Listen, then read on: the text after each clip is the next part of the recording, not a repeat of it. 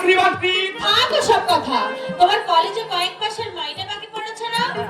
কালই মাইনেটা মিটিয়ে দিয়ে আসবে। একসঙ্গে এতগুলো টাকা আমি কোথায় পাবো? আমিই দিচ্ছি। আমি তো দিতে পারবো না। কেন পারবে না? মনে করো না টাকাটা তুমি ধার নিচ্ছ? তার শোধ করবার মতো ক্ষমতা আমার যে নেই।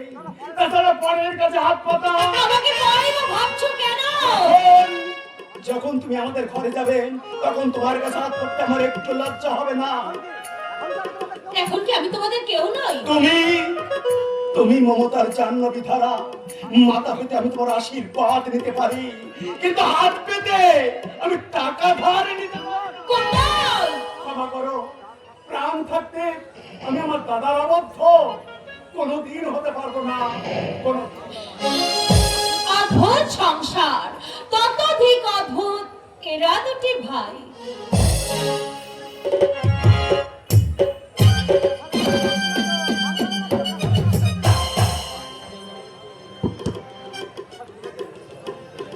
সব ঠিক আছে? এদিকে সব ঠিক আছে, কিন্তু পুলিশ ইন্সপেক্টর নিরঞ্জন রায় ওটা বাড়াবাড়ি শুরু করেছে। নিরঞ্জন রায়কে সদন দেওয়ার ভাই বিশাল সাজানোর উপর ছেড়ে দাও।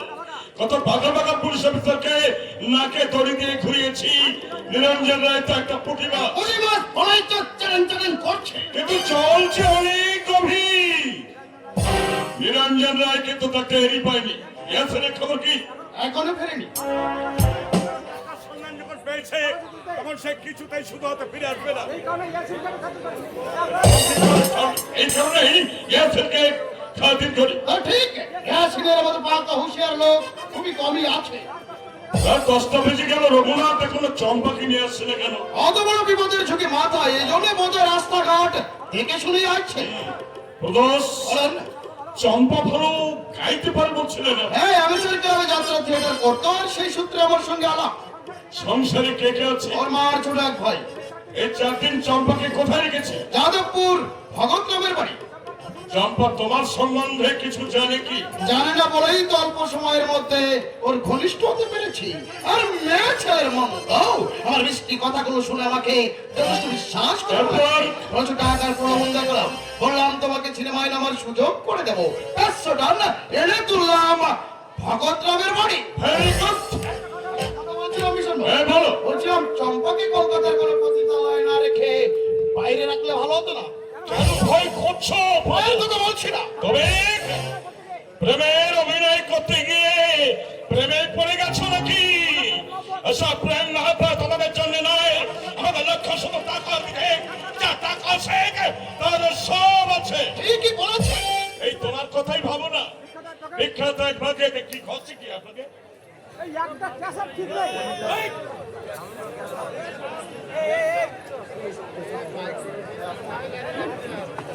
একটা ক্যাসেটে একটা সাউন্ড দিচ্ছে, এটা হতে হবে না।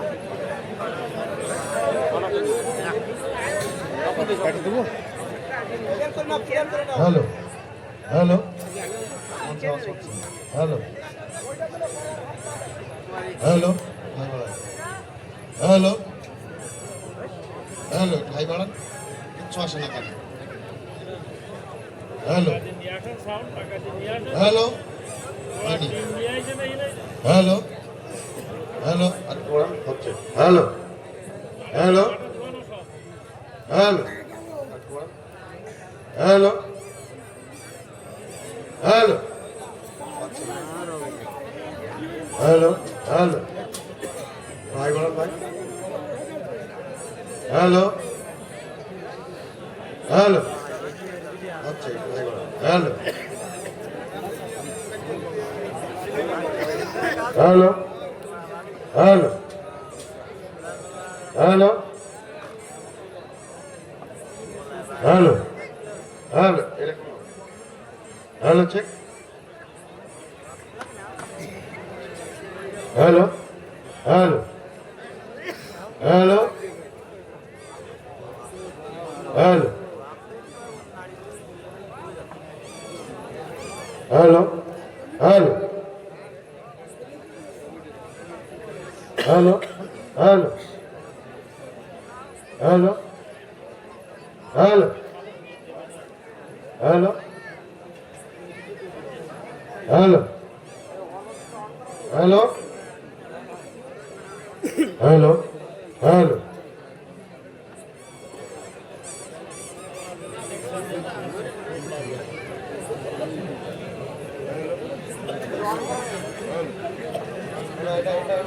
ওরা যে আবার বোবা ওরা আবার বোবা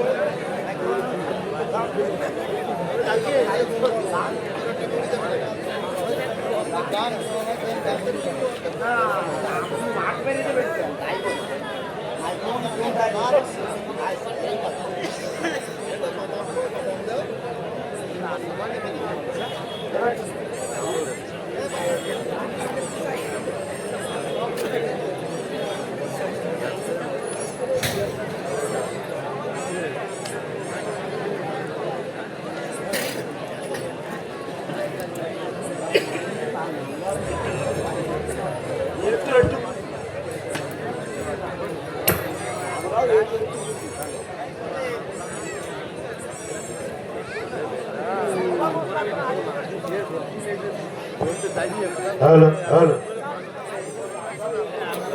হ্যালো হ্যালো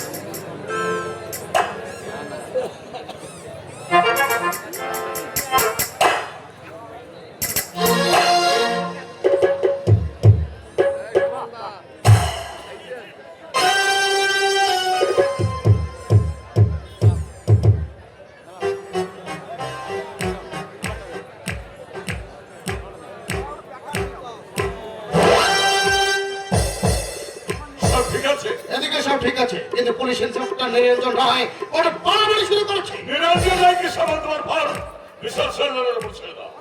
কত বাধা বাধা পুলিশ অফিসারকে নাকে দড়ি দিয়ে ঘুরিয়েছি, আর নিরঞ্জন রায় তো পুঁটি মাছ। প্রতিবাদ তো চাটান চাটান করছে। কিন্তু চলছে অনেক গভীর। নিরঞ্জন রায় কিন্তু টেরি পায়নি। ইয়াসিনের খবর কি? এখনো ফেরেনি। সম্মান যখন পেয়েছে তখন সে কিছুটাই শুধু হাতে ফিরে আসবে। এই কারণে ইয়াসিনকে খাতির করি। তা ঠিক, ইয়াসিনের মতো পাকা হুঁশিয়ার লোক খুবই কমই আছে। রাত 10টা বেজে গেল, রমুনা তখন চম্পাকে নিয়ে আসছে কেন? অত বড় বিপদের ঝুঁকি মাথায়, এই জন্য বোধহয় রাস্তাঘাট দেখে শুনেই আসছে। বলুন। চম্পা ভালো খাইতে পারে বলছিল না? এই অ্যামেচার ক্লাবে যাত্রা থিয়েটার করতো, আর সেই সূত্রে আমার সঙ্গে আলাপ। সংসারে কে কে আছে? আমার ছোট এক ভাই, এই 4 দিন চম্পাকে কোথায় গেছি? যাদবপুর ভগতরামের বাড়িতে। চম্পা তোমার সম্বন্ধে কিছু জানে কি? জানে না বলেই তো অল্প সময়ের মধ্যে ওর ঘনিষ্ঠ হতে পেরেছি। আর মেয়ে ছেলের মন তো আমার মিষ্টি কথাগুলো শুনে আমাকে বিশ্বাস করে ফেলেছে। বরঞ্চ টাকার প্রলোভন দেখালাম, বললাম তোমাকে সিনেমায় নামার সুযোগ করে দেবো, ব্যাস ছোটান এনে তুললাম ভগতরামের বাড়িতে। Very good. একটা কথা বলছিলাম, হ্যাঁ বলো। বলছিলাম চম্পাকে কলকাতার কোনো পতিতালয়ে না রেখে বাইরে ব্যবস্থা করলে ভালো কেন হতো। ভয় করছো? বাইরের কথা বলছি। তবে প্রেমের অভিনয় করতে গিয়ে প্রেমে পড়ে গেছো নাকি? আসলে প্রেম মহাব্বত আমাদের জন্য নয়, আমাদের লক্ষ্য শুধু টাকার দিকে। যার টাকা আছে তার সব আছে। ঠিকই বলেছেন। এই তোমার নিজের কথাই তুমি ভাবো না। বিখ্যাত অ্যাডভোকেট রাজেন চৌধুরীর একমাত্র ছেলে তুমি। যখন তোমার টাকা ছিল তখন এই সমাজে তোমার সমাধান ছিল, কিন্তু আজ যে আজ আজ আমি দিন ভিখারি, তেনার দায়ে আমার বাড়িটা আজ পথে যেতে বসেছে। কিচ্ছু হলো না। আমার হাতে যখন হাত মিলিয়েছ তখন আমি আবার তোমাকে অর্থ প্রতিপত্তি দিয়ে এই সমাজে প্রতিষ্ঠিত করবো। কিন্তু এ পথে পথে অনেক বাধা।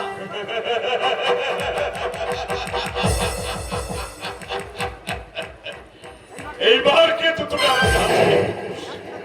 একদিকে আমি সদানন্দ আশ্রমের প্রতিষ্ঠাতা স্বামী সদানন্দের স্বামী, আর এদিকে ওই যে রঘুনাথ চম্পাকে নিয়ে এদিকে আছে।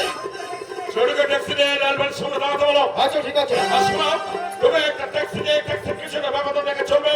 আমার কিছু বিপদ থাকলে পুলিশ চালাতেও দ্বিধাবোধ করবে না। তাই হবে, তাই হবে। যাক, এইভাবে আমাকে সব কাজ সমাধান করতে হবে। কিন্তু আমার প্রত্যেকটি কাজে পদে পদে বাধা দিচ্ছে নিরঞ্জন রায়। ওকে শেষ করতে না বললে। নমস্তে। নমস্তে। পথে কোনো বিপদ হয়নি তো?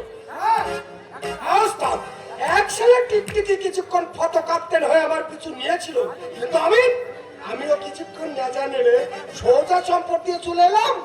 শোনো, ওই লালবাড়ির সামনে ছোট ট্যাক্সি দাঁড়িয়ে আছে, সে তোমাদের যথাস্থানে পৌঁছে দেবে।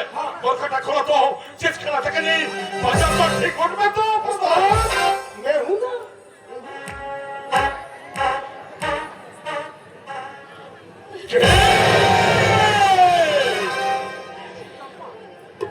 এই চম্পা এই চম্পট কি তোর মুখে যাবি? কি উস্তাদ?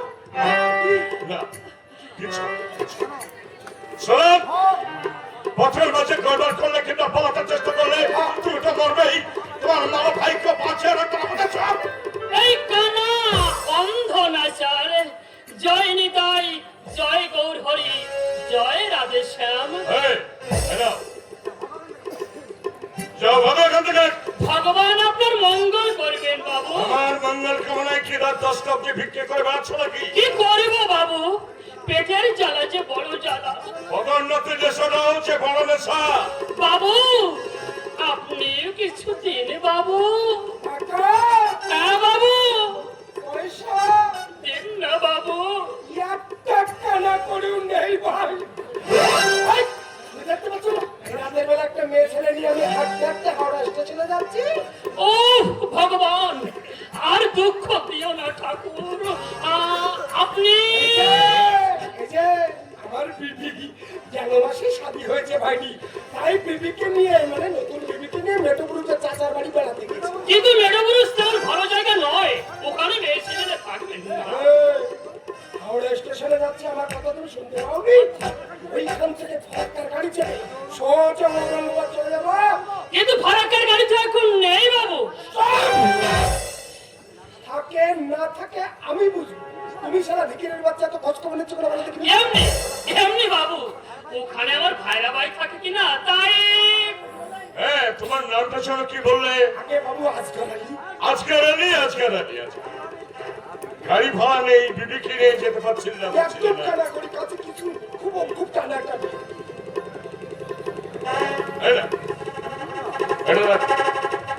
হবে তো? বাবু খুব হবে বাবু।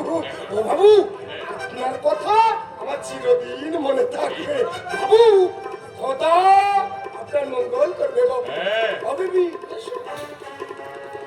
যাই, আমিও যাই। ছেলে মেয়েগুলো হয়তো না খেয়ে পথ ছেড়ে বসে আছে। এই কানা অন্ধ নাচার তুমি কোথায় থাকো? মানিকতলা থাকি বাবু। না না, আর দেরি করলে দোকানপাট সব বন্ধ হয়ে যাবে। রাত 1:30টায় আজকাল দোকানপাট সব বন্ধ হয়ে যায় নাকি? আমাদের ওখানে ঝাঁপ ফেলে দু একটা দোকান খোলা রাখে বাবু। যাই, এই কানা অন্ধ নাচার। নিজেকে খুব চতুর ভাবো, তাই না নিরঞ্জনরা?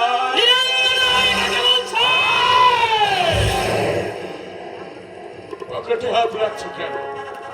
হ্যাঁ, পিস্তলের ছাটা গুলিতে বিশাল সান্নাল খায় কায়দা করা যায় না। এই, ইন্সপেক্টর, এই মুহূর্তে আমি তোমার খেল খতম করে দিতে পারি, কিন্তু না, তা আমি করবো না। আজ শুধু আমি তোমাকে বুঝিয়ে দিলাম, চাতুর্যের খেলায় বিশাল সান্নাল অদ্বিতীয়। আজকাল আমি এতক্ষণে তোমার আয়ত্তের বাইরে, এবার তুমি যেতে পারো। আমিও ভাবতে পারিনি। কত আচ্ছা আচ্ছা দাঙ্গাবাজ খেলোয়াড়কে হজম করে ফেললাম, আর তুমি তো একটা ছাড় পোকা। তুমি আমার অন্তরায় হয়ে দাঁড়িয়েছ।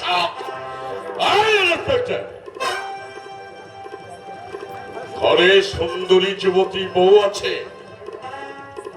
তাকে বিধবা সাজাবার চেষ্টা করো না।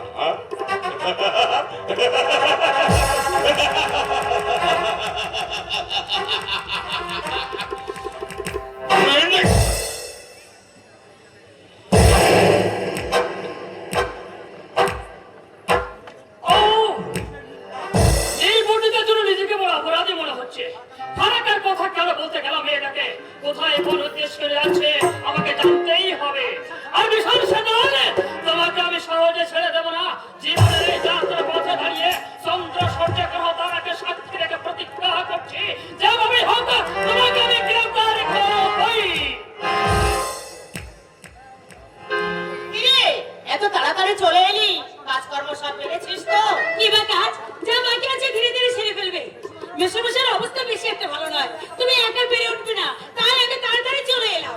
সত্যিই নীরা, তোর সঙ্গে আমাদের কি বা সম্পর্ক, কিন্তু আচারে ব্যবহারে এমন করে নিয়েছিস, ভাবতেই পারি না যে তুই আমাদের আপন কেউ নস। আরে রক্তের সম্পর্কটাই বুঝি সব। এই যে আমি তোমাকে মাসিমা বলে রাখি, তোমাদের আপন ভেবে আদর আবদার করি, এর বুঝি কোনো মূল্য নেই? ওরে ভালোবাসার মূল্য দেওয়ার যে কতখানি ইচ্ছা আমাদের, কিন্তু করবো কি বল? ইচ্ছা বুঝি ইচ্ছাই থেকে যাবে। আসল কথা কি জানো, তোমরা না ভয় না কৃপণ, দেবার ইচ্ছা তোমাদের মোটেই নেই। আছে রে আছে, অবস্থার বিপর্যয়ে কৃপণ হয়ে গেছি। অবস্থার পরিবর্তন হলে তখন বুঝবি যে তোর এই মাসিমা কত বড় দাতা। অনেক হয়েছে, কতদিনে 7 মণ তেল পড়বে, তবেই রাধা নাচবে। আরে নাচবে তো নাচবেই, তোকে কি আমরা সহজে ছেড়ে দেব? এই সংসারের কাজ কর্ম, রোজির ওষুধপত্র, সেবা যত্ন বলতে গেলে সবই তুই করিস। তুই না থাকলে এই সংসারের হাল টিকিয়ে রাখা আমার পক্ষে কিছুতেই সম্ভব হতো না। সামনে সুখ্যাতি করছে তোর পাখি, সামনে হবে কেন? তোর মেসুমশাইয়ের ভয়ানক ইচ্ছা তোকে তার ছেলের বউ করবে। আহা, কি কথা শোনালে মাসিমা! বিড়ালের ভাগ্যে তাহলে সত্যি সত্যি শিখে ছিড়বে। কিন্তু মেসুমশাইয়ের ইচ্ছা তো যথেষ্ট নয়, আর ওই ছেলের ইচ্ছাটাও তো জানতে হবে। আমাকে তার মন উঠবে কিনা। এই ছেলের আমার ইচ্ছা কি? আমাদের ইচ্ছাই ইচ্ছা। কৌশিক আমার তেমন ছেলেই নয় যে বাপমার অগত হবে। ছেলেকে তো আমি খুব চিনেছ, অবত হবে কি অবত হয়ে বসে আছে। ওই যে ছাত্রী সুচেতা, তোমার ছেলের মনটি ওইখানেই বাঁধা পড়েছে। জানি রে, জানি। জানো? হ্যাঁ, কিন্তু সে তো বিরাট বড় লোকের মেয়ে। ওদের ইচ্ছা থাকলেও সুচেতার বাবা কিছুতেই রাজি হবে না। না হলেই ভালো, তাহলে আমার ভাগ্যটা খুলে যাবে। তোর সবটাতেই ঠান্ডা, এত দুঃখ কষ্টের মধ্য দিয়ে তুই এমন করে হাসিস কি করে বলতো? কি জানো মাসিমা, দুঃখকে পুষে রাখলে আজকাল বেদা মাথায় উঠতে চাই। হাসি দিয়ে যতটুকু ঢেকে রাখা যায় ততটুকুই শান্তি। বড় মূল্যবান কথা বলেছিস মা। দুঃখকে নাড়া দিলেই মাথা চাড়া দিয়ে উঠে। আচ্ছা তুই একটুখানি বস, তোর মেসুমশাইয়ের ওষুধ খাওয়ানোর সময় হয়ে গেছে। আমি ওষুধটা খাইয়ে দিয়ে এক্ষুনি আসছি। আচ্ছা ঠিক আছে। হে ভগবান,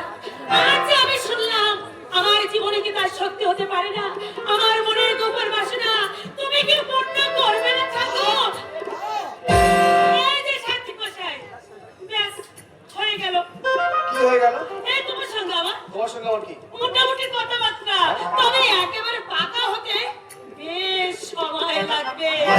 আগে 7 মণ তেল পড়ুক, তবেই তো রাধা নাচবে। 7 মণ তেল, রাধা নাচবে, পাকাপাকি কথাবার্তা। এই কি সব বলছো তুমি? বুঝতে পারো না তো? ওই আর পাচ্ছি। আর মেসোমশাইয়ের ইচ্ছা কি জানো?